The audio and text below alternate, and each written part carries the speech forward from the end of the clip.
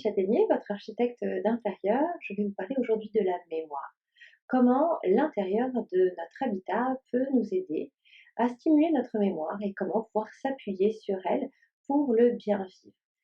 Il se trouve que nous retenons 10% de ce que nous lisons, à 20% de ce que nous entendons et 30% de ce que nous voyons.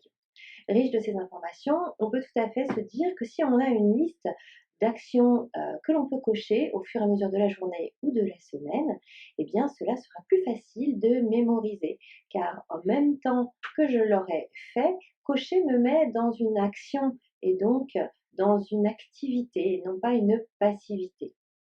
De la même manière, il est tout à fait établi que si je dis les choses à voix haute, en même temps que je les fais, eh bien, elles vont s'ancrer à 90% dans ma mémoire.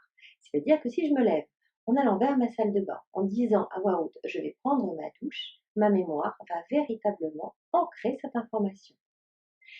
Pour des raisons absolument encore inconnues, de nombreuses personnes qui sont atteintes de troubles de la mémoire deviennent un petit peu agitées en début de soirée ou aux alentours du coucher de soleil.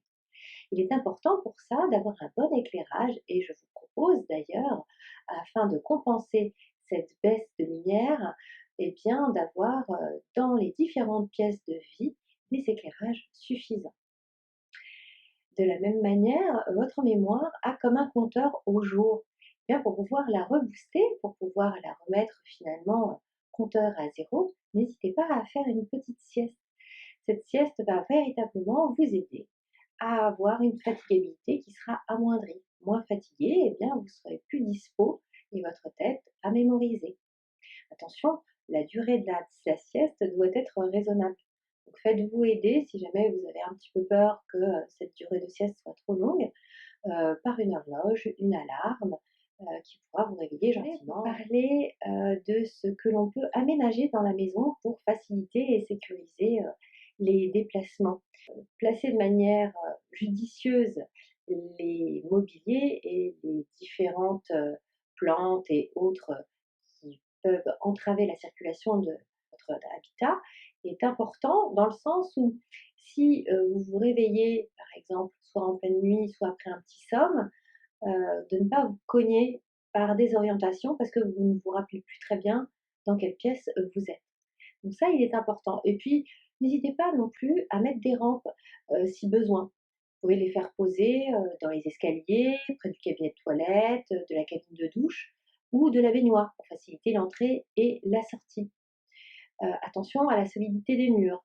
Je tiens véritablement à ce point qui est très important. Faites-les poser, ces rampes, par des professionnels ou des gens qui ont vraiment ce savoir de mise en œuvre. Par rapport à l'orientation, je vous en ai parlé rapidement tout à l'heure. Faites poser des veilleuses dans le couloir pour faciliter le repérage du chemin, par exemple, qui va vous conduire jusqu'au cabinet de toilette en pleine nuit.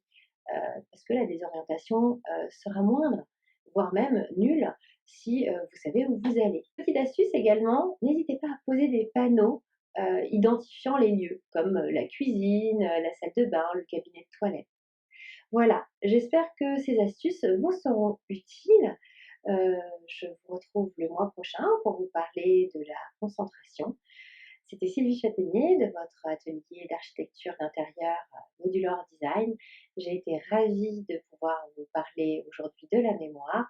Je vous souhaite une très belle fin de journée, de semaine. Surtout, prenez soin de vous et au mois prochain. Au revoir.